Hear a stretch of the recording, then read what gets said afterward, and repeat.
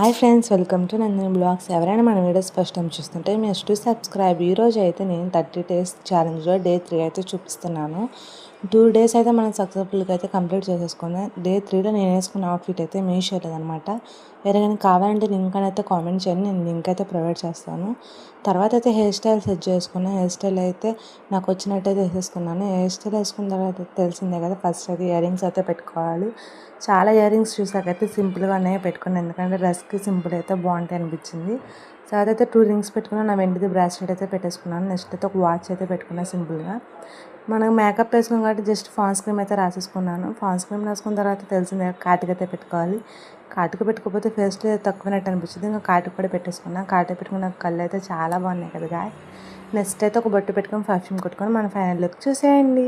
ఎవరైనా మన videos subscribe చేసుకోకపోతే సబ్స్క్రైబ్ చేసుకోండి. Bye guys.